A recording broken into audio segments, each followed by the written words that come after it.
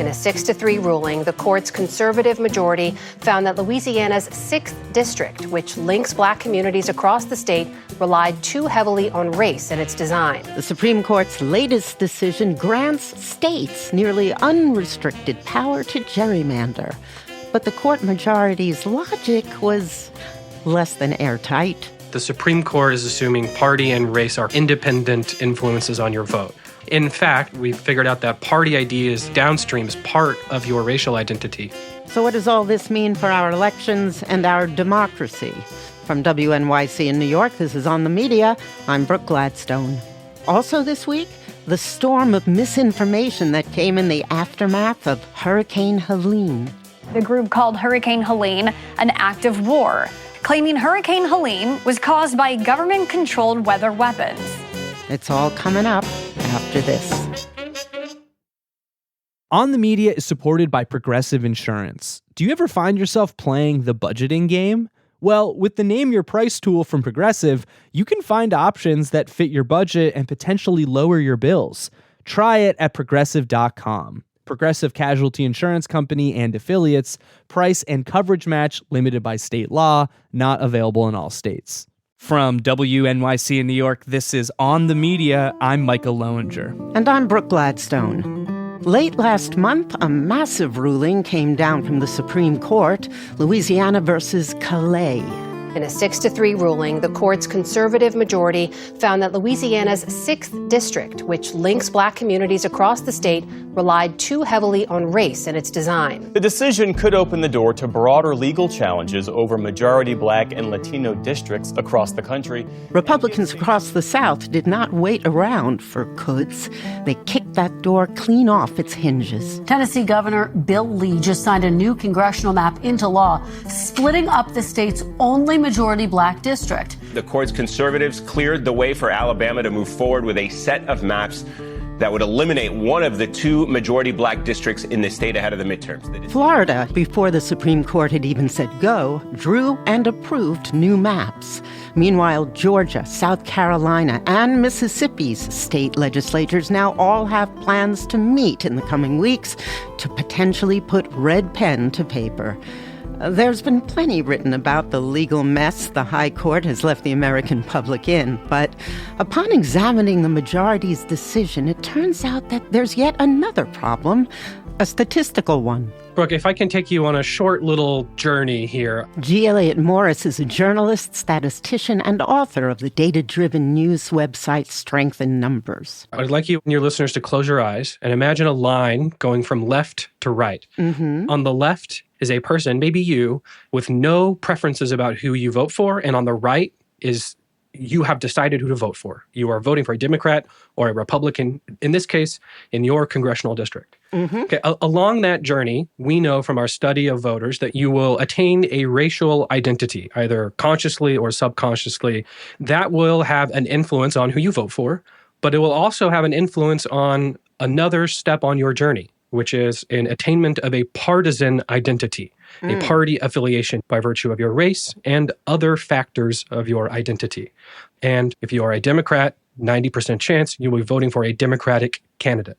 The court says in their Louisiana versus Calais decision, specifically Justice Alito writing for the majority, that the state is allowed to discriminate against you based on the effects of your partisan identity, but not on the effects of your race. So they say that if we separate your racial and your partisan identity, the state can discriminate against you as much as it wants based on your party. Alito is saying race and political party are separate things that happen to be related. Yes, the statistical error here is that the Supreme Court is assuming party and race are independent influences on your vote. In fact, along our journey, we have figured out that party ID is part of your racial identity, what we call a mediator. Party ID mediates the relationship between your race and your vote. It also mediates a lot of other things like your age and your ideology, et cetera. So the court has said this one big meta super identity variable, your party identity, you can discriminate against someone as much as you want based on that, but not all the other things that are going into it. Okay, so if, let's say, this is a nice, compact, black voting district, and they vote Democratic, the state has the opportunity to break up that compact district and turn it into something that looks like a salamander, according to the court. But they're not allowed to do it because of race. Right. But the burden of proof is on the voters in that district to say they're doing this because we're Black and because we're going to vote Democratic. Yes. So the court has taken what they call a race-neutral approach to this. They say you're no longer both Black and a Democrat. You are a Democrat first, and you can be discriminated against based on that. They've made that decision arbitrarily. I mean, what's the basis for that? Well, the court also decided in a case in 2024, Alexander versus South Carolina, that there's no ban on partisan gerrymandering. So this is their attempt to reconcile that opinion that the mythical gerrymanderer listening to this can discriminate against someone as much as you want based on their partisan identity, but not on their race. And if you're confused, Brooke, it is nonsensical.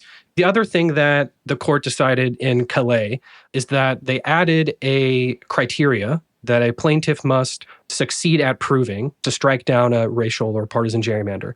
The plaintiff must submit their own map that preserves all of the state's goals in partisan gerrymandering, in cracking up different communities, everything except for the racial gerrymandering. So you, as the person being gerrymandered, have to submit a new map that still preserves that reality.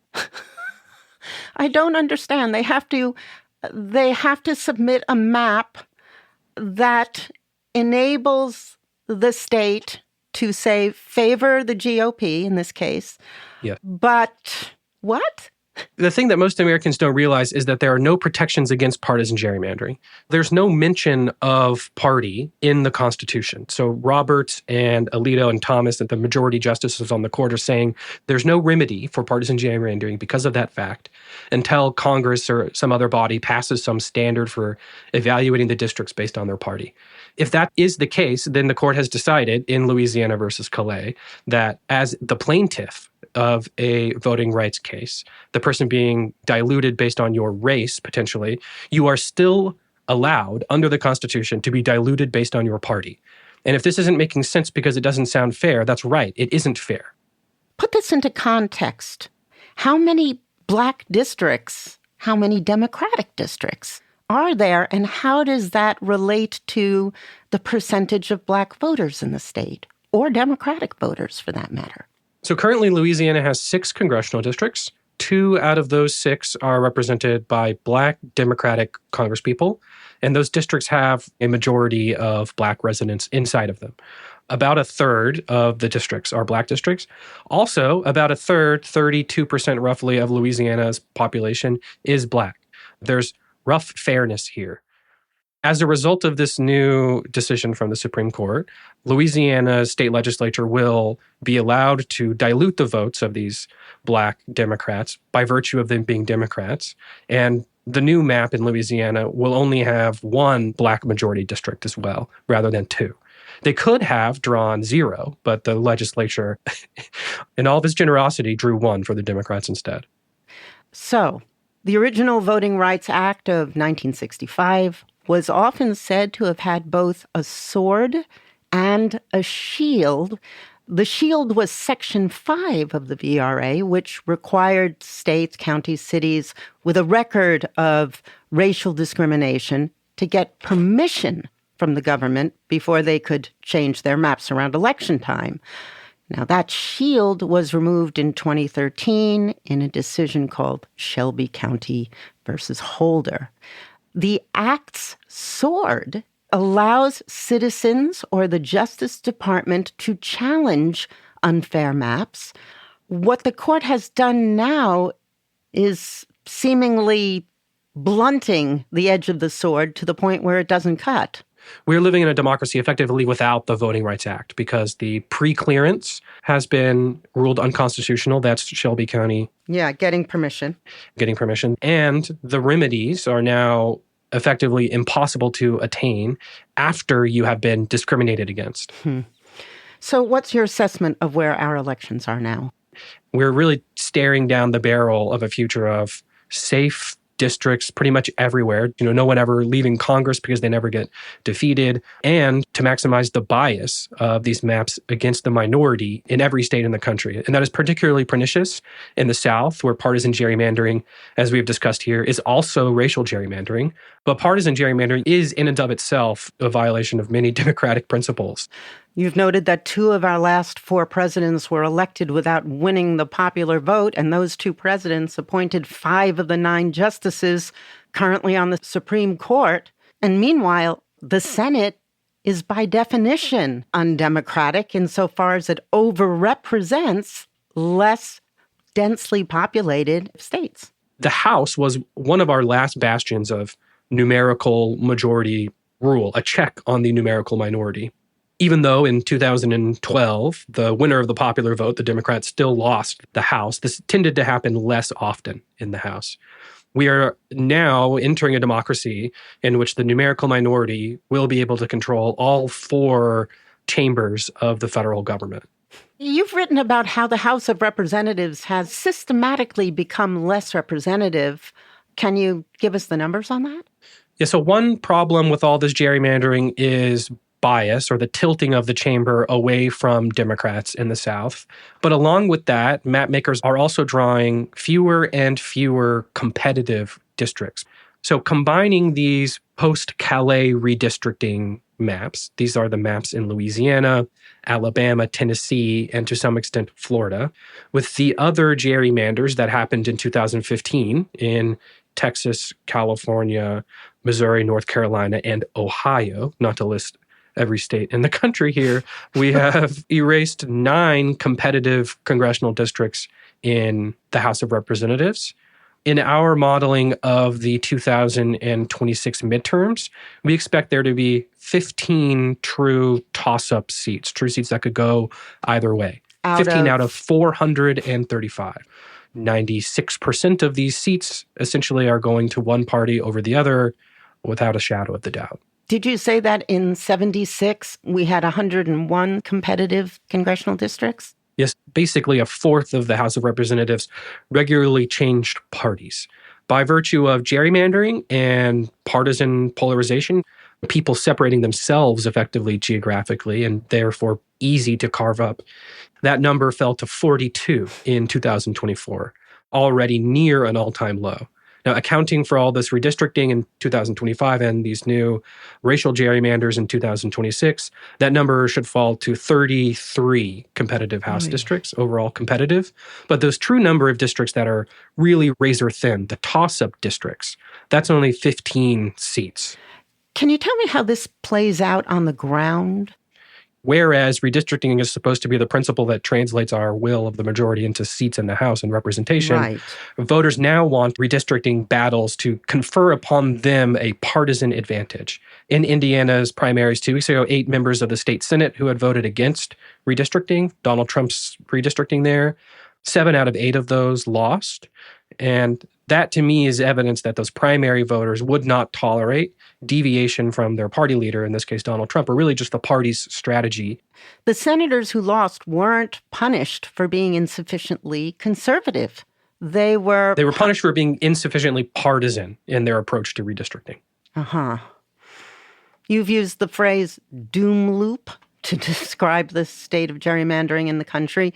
So what do we do to get out of it, or at least stave off doom during this election year? Well, the doom loop is an idea that comes from the political scientist Lee Drutman, but it describes this cycle by which voters and donors and party leaders all abandon their commitment to democracy and representation in search of partisan advantage in redistricting.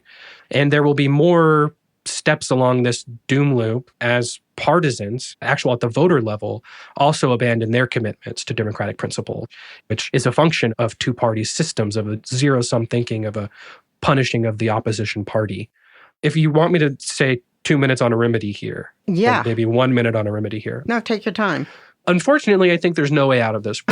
And Sorry. The general political science conclusion is that a system of representation that is based on districts, where those voters that are being districted are polarized, sorted based on their geography and their race, as long as politicians are allowed to draw those districts, they will sort the people into gerrymandered seats.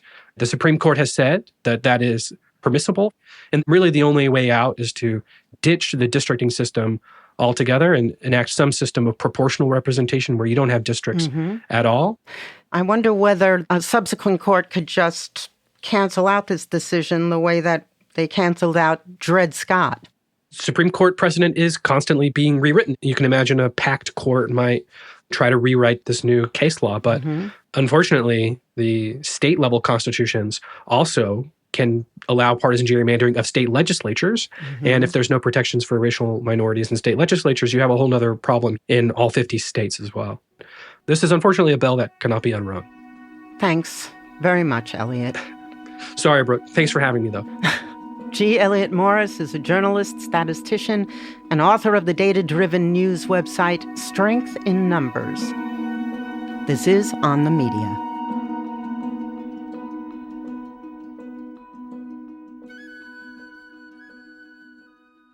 On the Media is supported by Viking, committed to exploring the world in comfort, offering destination-focused small ship experiences on all 7 continents, with a shore excursion included in every port and programs designed for cultural enrichment. And every Viking voyage is all-inclusive, with no children and no casinos. Learn more at Viking.com. Are you hungry for some great investigative journalism that sounds like music? Then Radiolab might be the show for you. Radiolab began over 20 years ago as an exploration of science, philosophy, and ethics. The show has since expanded to become a platform for some of the best long-form journalism and storytelling you'll hear today. Join Jad, Lulu Miller, and myself, Latif Nasser, as we investigate stories that provoke, delight, and ask you to completely change the way you view the world. You can find Radiolab wherever you get podcasts. This is On the Media. I'm Micah Loewinger. And I'm Brooke Gladstone. This week, the president nominated his pick to lead the Federal Emergency Management Agency. President Trump has nominated Cameron Hamilton to lead the agency a year after he was removed from that very same position. The former Hamilton was acting administrator of FEMA for about 4 months back in 2025. And a few months prior to that, he was sharing conspiracy theories on X about the agency's response to Hurricane Helene. The storm killed hundreds of people across the Southeast and triggered an avalanche of misinformation online. This week, on American Emergency, the movement to kill FEMA, Micah and senior producer Eloise Blondio take us back to Hurricane Helene and the political fallout that came in its wake. Hurricane Helene, a catastrophic Category 4, showing no mercy, destroying property, flooding hotel lobbies, businesses, and homes, and submerging vehicles in oceans of water. This is terrible. Hardest hit, North Carolina, where every single county has been impacted. The worst flooding ever on record for the state. One emergency official calls it biblical devastation. And a short while ago, we got an update on the response from Jacqueline Rothenberg, the FEMA Public Affairs Director.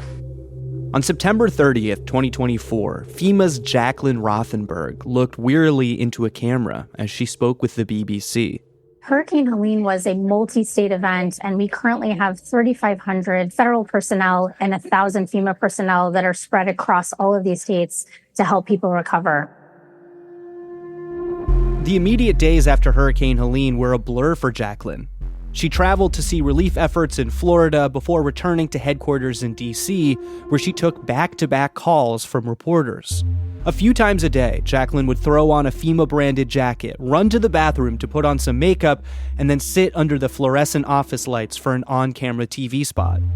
She also managed a team of 40 spokespeople and PR workers who fielded hundreds of requests from journalists morning to night. This local outlet in North Carolina wants to talk to an official, this one in Georgia, this one in Florida.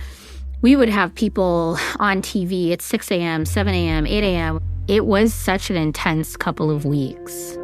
When they weren't speaking with the press, they were discussing how to speak to the press. frantically scurrying around FEMA's National Response Coordination Center, the beating heart of the agency's public relations system. It looks like a war room. You have people that are writing on whiteboards, writing talking points for officials to do interviews. There's social media monitoring going on. There's screens of every single television network so you can watch the interviews as they're happening live, but also pick up on local press conferences and coverage. Much of this work was fairly routine, but as viral rumors and misinformation about the storm and the government's response started to take over social media, it began to dawn on the agency's leaders that they were dealing with a new kind of emergency.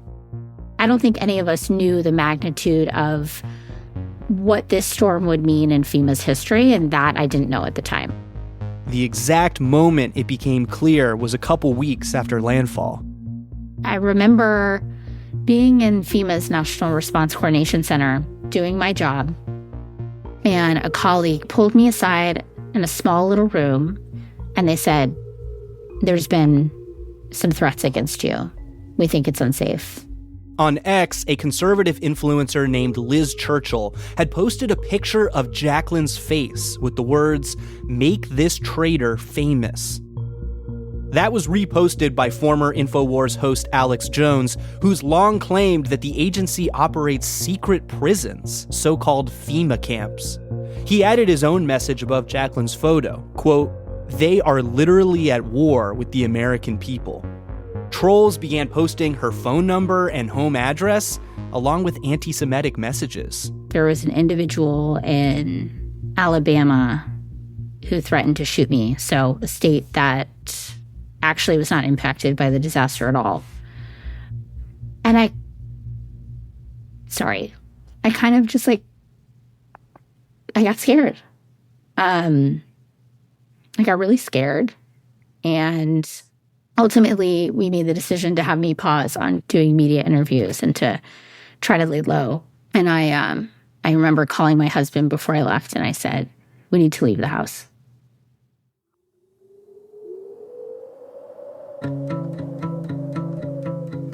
On this week's episode of American Emergency, the movement to kill FEMA, Hurricane Helene, a storm that brought unprecedented destruction to western North Carolina and put the agency squarely in MAGA's crosshairs.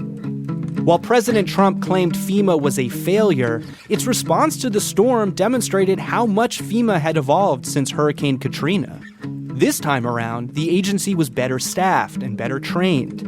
It was also far more proactive. Before Helene made landfall, FEMA had positioned 1,500 federal workers to the region, nearly 1,000 of whom would help coordinate search and rescue operations. It pre-staged 2.7 million meals, over 100,000 gallons of gasoline, and 10,000 beds for survivors.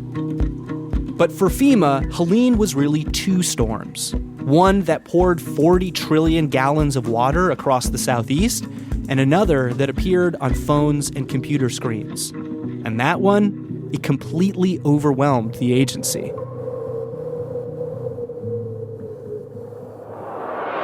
People are dying in North Carolina. They're dying all over those 5-6 states.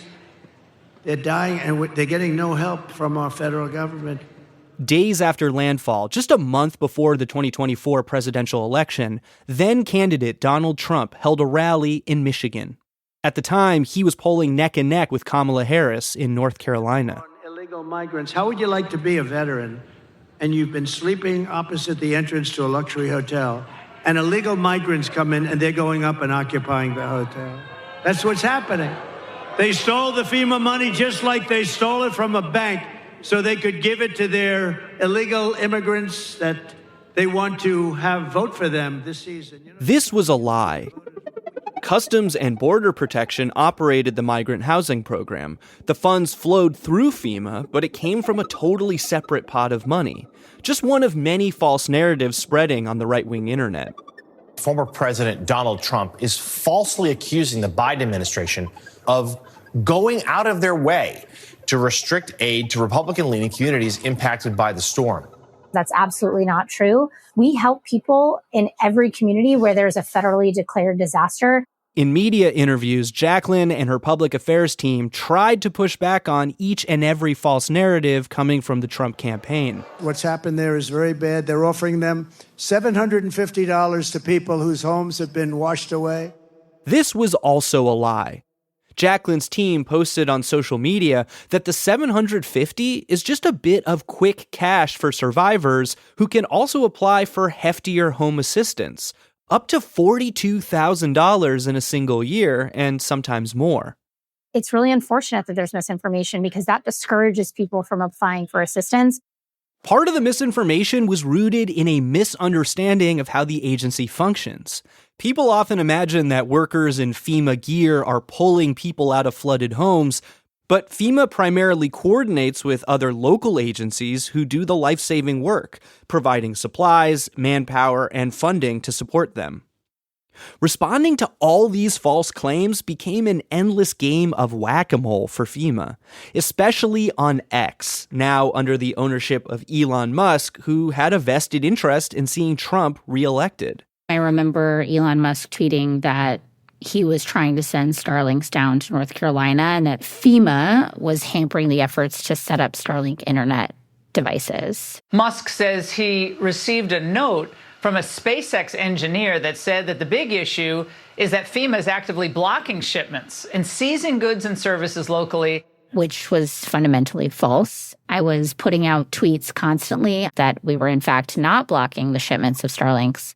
Several state and local officials also tried to dispel rumors that FEMA was blocking or confiscating third-party donations, but there was simply too much noise online. The reality is that our information environment isn't well designed for debunkings. I spoke with Will Aremus, a technology reporter at The Washington Post, as these rumors were spreading in 2024. We worked with researchers from a nonprofit called the Institute for Strategic Dialogue who did a report on this. How many people were reached by 33 of the most viral falsehoods around Hurricane Helene? And then we just sort of as a back of the envelope analysis looked at, well, what about FEMA's own tweets? How many people are they reaching? And FEMA's most popular tweets since Hurricane Helene have reached 50 times fewer people than the false rumors. The false rumors, the tweets about Jacqueline being a quote-unquote traitor, reached a fever pitch about 2 weeks after Helene made landfall, culminating in that death threat and her decision to start laying low.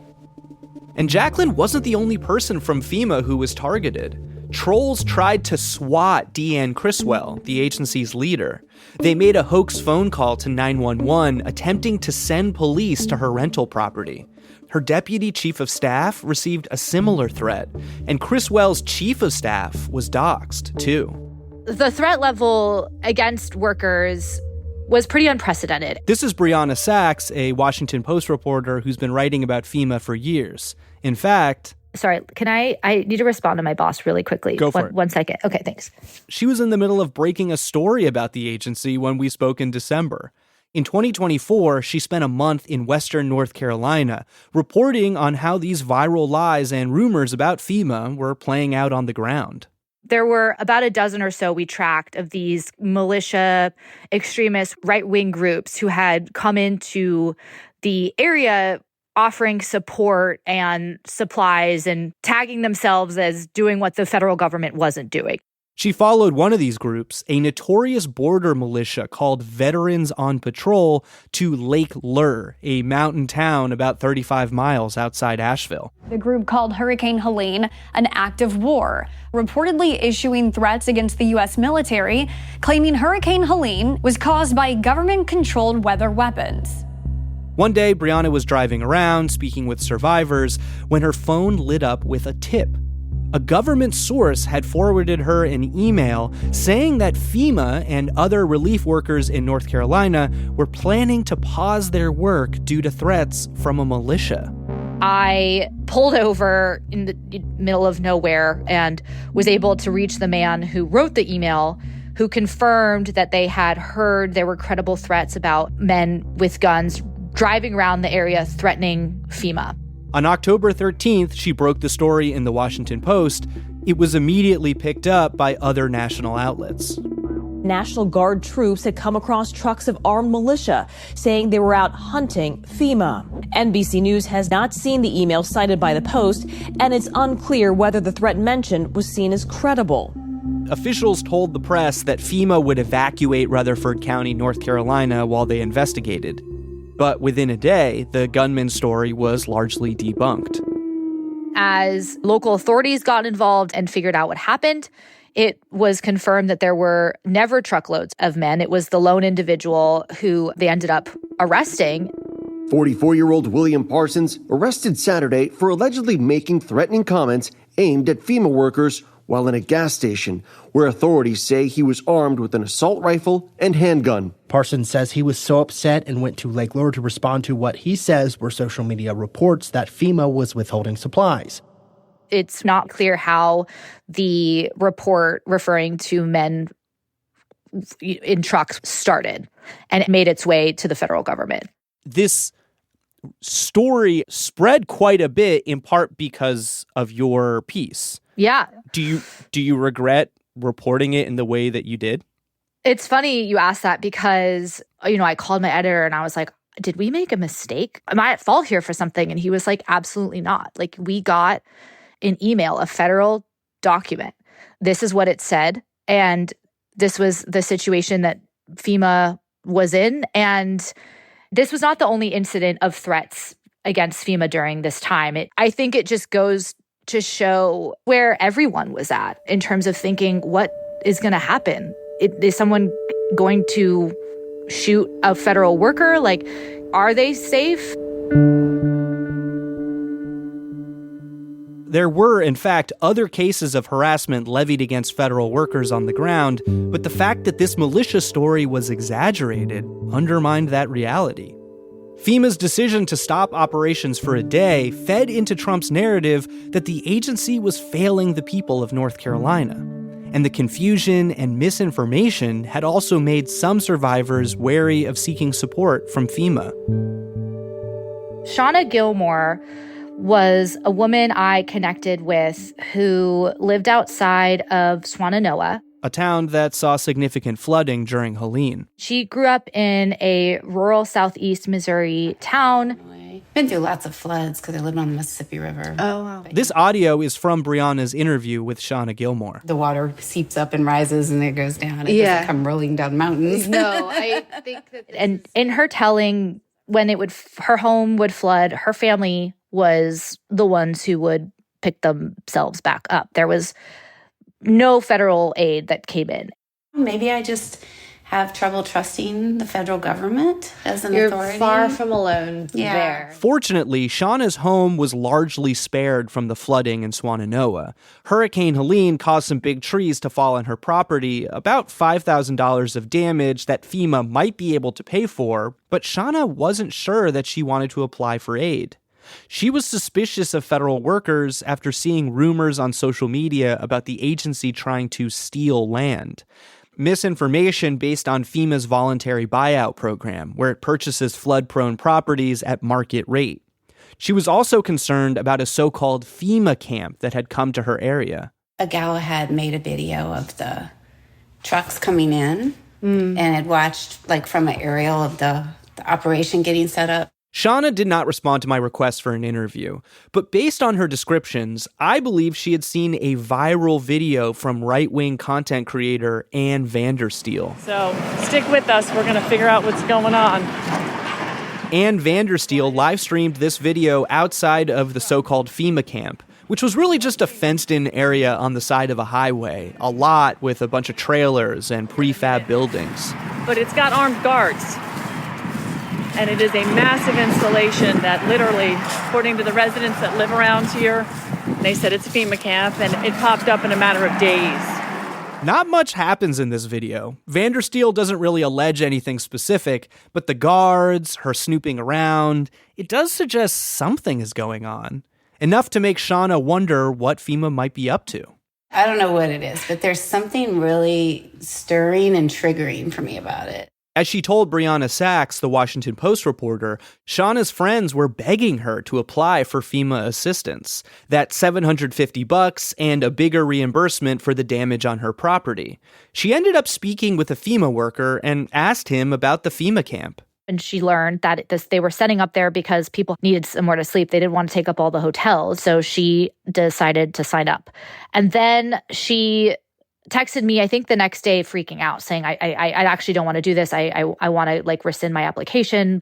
So there was a lot of turmoil, I think, within herself and fear of giving her information to the Federal Emergency Management Agency. I believe I read in your piece that in December, several months after Helene, only about 15% of households in the affected region had applied to the agency for individual and household assistance. Correct. I had an official within FEMA flag this to me saying, hey, this is pretty startling. We're not seeing people sign up for aid. I have a feeling it's the misinformation. So I went there to find out why people weren't signing up for aid. And I think the misinformation was an undercurrent, but there were other major factors that were hindering people's desire and ability to sign up for federal assistance. Coming up on American Emergency, those other major factors. They're just a bureaucratic organization that required your lungs for whatever they wanted to give you. This is On the Media.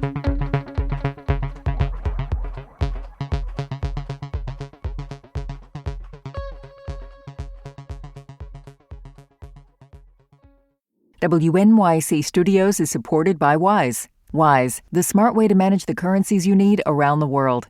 With the Wise account, you can send, spend, and receive in up to 40 currencies with only a few simple taps. Be smart. Get Wise. Download the Wise app today. Terms and conditions apply. This week on the New Yorker Radio Hour, America is turning 250. Are we excited yet? The idea that we're sitting around waiting for the occupant of the White House to tell us what American history means, that's the thing where you just kind of want to walk into traffic. Historian Jill Lepore on the history wars in Trump's America. That's the New Yorker Radio Hour from WNYC. Listen wherever you get your podcasts.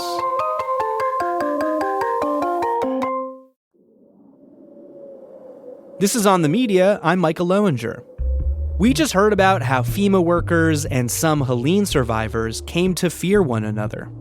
The result of conspiracy theories, new and old, supercharged by a noxious presidential election and Elon Musk's X. All of which may have discouraged some flood victims from seeking help from the federal government.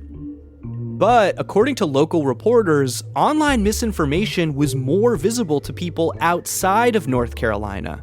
Many survivors didn't have power or access to the internet for weeks. For others in Western North Carolina, applying for financial assistance from FEMA clashed with an Appalachian culture of self-reliance.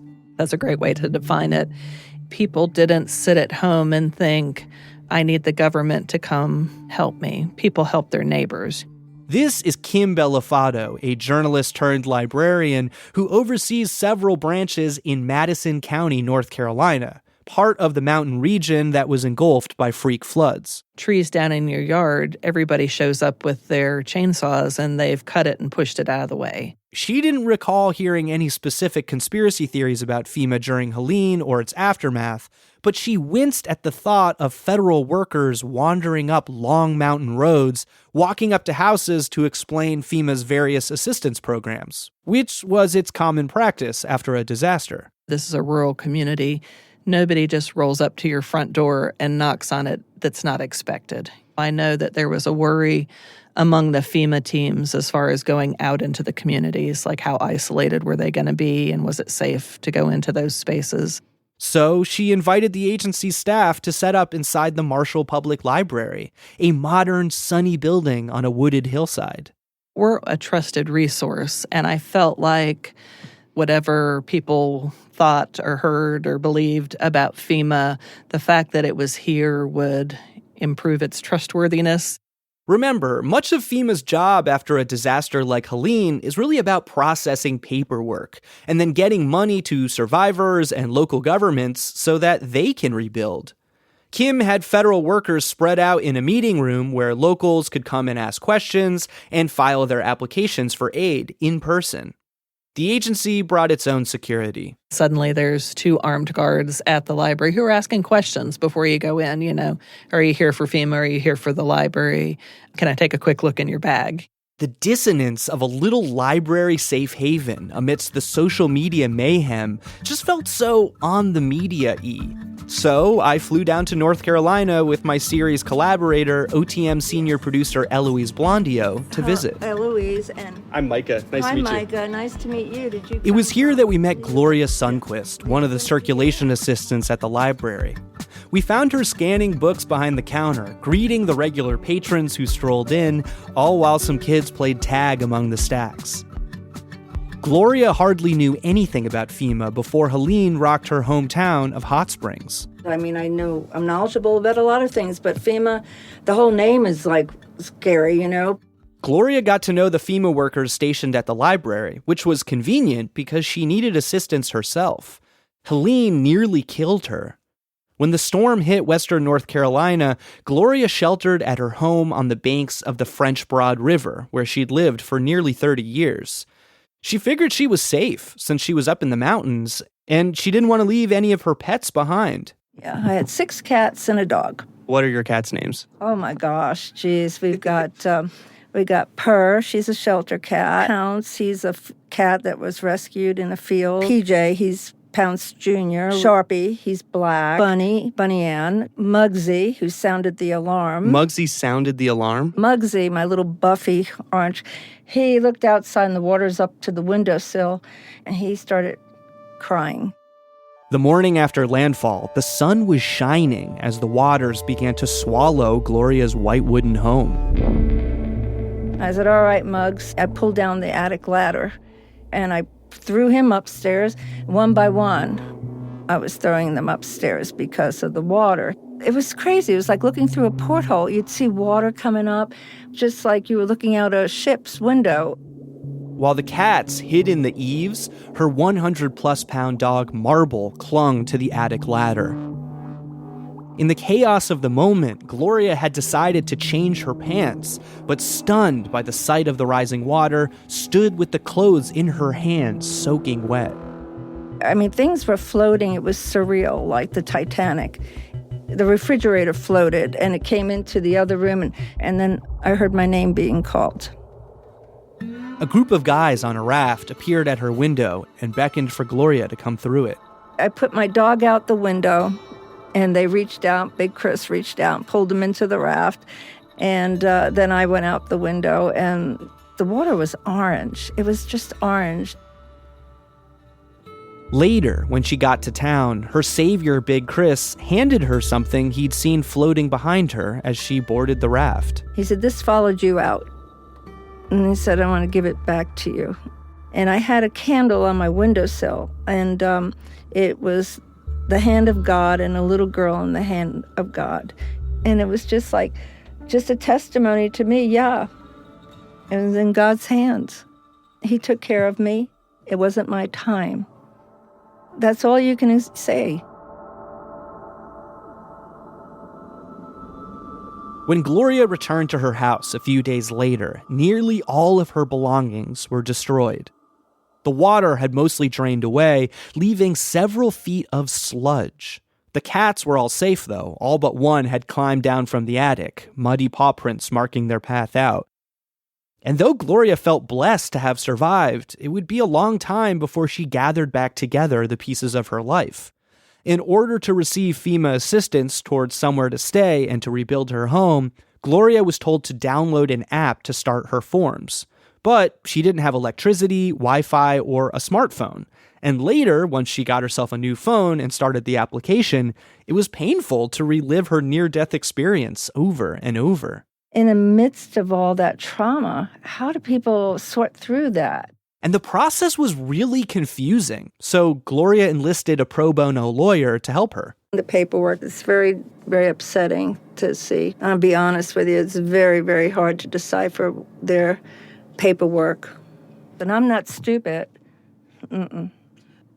And you work at the library. Eloise Blondio, OTM's senior producer. And even though you were at the library and around FEMA representatives all the time, it was still hard for you. It was very hard, yeah. They were all very nice. It's just that they couldn't really answer your questions about what's pending, what kind of assistance is available. At first, FEMA offered Gloria hotel vouchers, but the hotels were 2 hours from her home, her pets, and her job at the library.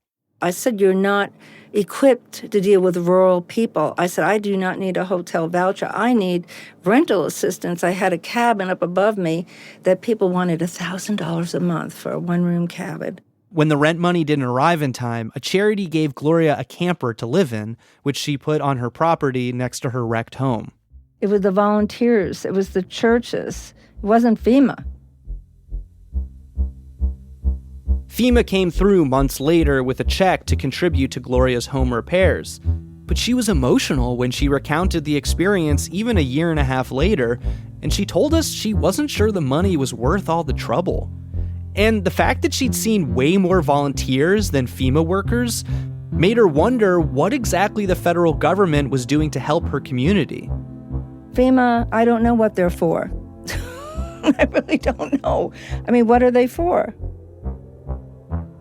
It is absolutely the case that not everyone's needs were met during the response to Helene. Certainly now in the recovery, there are many people and communities who are struggling to recover. This is Samantha Montano, a professor of emergency management at Massachusetts Maritime Academy and the author of Disasterology, Dispatches from the Front Lines of the Climate Crisis. She was doing Helene recovery volunteer work with her students. I interviewed her while I was reporting in North Carolina. FEMA, for the most part, responded to Helene in a way that demonstrated the changes that had been made post-Katrina. You had a competent FEMA administrator. Deanne Criswell, Biden's appointee. You have a staff at FEMA who was better trained, and you have a mobilization of the entire federal government. You run into this situation where you're asking the public to imagine a horrible situation being even worse. Death tolls could have been significantly higher. Power could have been out for even longer. Water supplies could have been out for even longer. What would you say to somebody who's hearing you and they're like, well, it just sounds like this person she's such a FEMA supporter. She's so... Yeah, no. I am one of FEMA's biggest critics. I wrote an entire book about how FEMA needs to be more effective, efficient, and equitable. What is important to understand here is that just because there is reform that is needed to an agency or to a system does not mean that that agency needs to be completely destroyed. Trump's threats to kill FEMA, says Samantha Montano, were rooted in the narratives that captivated MAGA during Helene. And his claims that the agency was biased against his supporters took on a new fervor later in October 2024. It feels like deja vu, loading up and heading out towards another hurricane just 2 weeks after Hurricane Helene hit. This is Hurricane Milton's path of destruction. The damage along Florida's already battered Gulf Coast extensive. The trouble for FEMA began when its teams deployed to Florida. Some officials and rank-and-file workers experienced harassment and threats online and on the ground. One team leader took matters into her own hands. There is what we call a community trend. And unfortunately, it just so happened that the political hostility that was encountered by my team, they just so happened to have the Trump campaign signage. This is Marnie Washington, a FEMA supervisor who was deployed to Florida in the wake of Hurricane Milton, speaking on a podcast after she was fired from the agency. She had texted her team, who were canvassing with info on FEMA's programs, that they could skip homes featuring Trump campaign signs to avoid more harassment. Those texts were leaked to the right-wing media, and they quickly took on a life of their own. Soon, pundits were pointing to Washington's texts as evidence of the agency's anti-conservative bias. The Daily Wire broke it, reporting that at least 20 homes with Trump signs or flags were skipped from the end of October and into November due to the guidance. She's saying this was a widespread practice. I don't believe for a second that this was the only time this happened, and I don't think it was the only place that it happened. The actions of this employee are unacceptable, and it is not indicative of the culture of FEMA, and I do not believe that there is a widespread cultural problem. This is Biden's FEMA Administrator Deanne Criswell testifying before Congress a couple days after the story broke. I have directed ongoing investigations, and if we find any other acts of similar behavior, we will take appropriate disciplinary measures. One investigation eventually found only 15 instances in which FEMA employees even mentioned Trump or MAGA signs among tens of thousands of recorded home visits over Biden's term. But by then, the story of an agency biased against Trump and his supporters had served its purpose. Like a boomerang, the president had thrown out this lie and then plucked it back out of the air months later when his chaos had manifested as proof. When President Trump called for a review to determine FEMA's future, his executive order referenced Marnie Washington. And while Trump exaggerated FEMA's failures on the campaign trail and then promised better aid when he re-entered office last January, you are not forgotten any longer. You were treated very badly by the previous administration. his FEMA delayed and withheld assistance to North Carolina. Looking back, it's clear that the events surrounding Hurricane Helene were the culmination of narratives that had begun simmering decades earlier. Those Cold War-era conspiracy theories, the distrust in the wake of Katrina, and all of FEMA's frustrating bureaucracy. What Helene illustrates so well is that even with all the progress FEMA had made, the agency couldn't insulate itself from the destructive force of MAGA, a movement that, on its path to power, looked to exploit any and every crack in the old American order. When Trump finally came back to Washington in 2025, he brought with him the anger that had been directed at FEMA from the right-wing fringes, and then put those same conspiracy-minded anti-government forces in charge of the agency's fate. Next week, on the fourth and final episode of American Emergency, my conversation with Trump's new nominee to lead FEMA, a MAGA warrior who stood up for the agency against former DHS Secretary Kristi Noem and her special assistant, Corey Lewandowski. I wanted to choke somebody, and that's exactly what came through my mind. Doing some very unchristian things to a certain person. A certain person being Mr. Lewandowski? I think you can read between the lines on that statement. That's it for this week's show. This series is reported and hosted by me, Micah Loewinger, with additional writing and reporting from me, Eloise Blondiau, On the Media's senior producer. Jared Bartman designed the artwork for the series. Our fact checker is Tom Colligan. Original music and mixing from Jared Paul. American Emergency was edited by executive producer Katia Rogers. Special thanks to Leah Varjak at Extreme Weather Survivors, Alex Weber, Brianna Sachs, Laura Hackett, and Blue Ridge Public Radio. See you next week. I'm Micah Loewinger.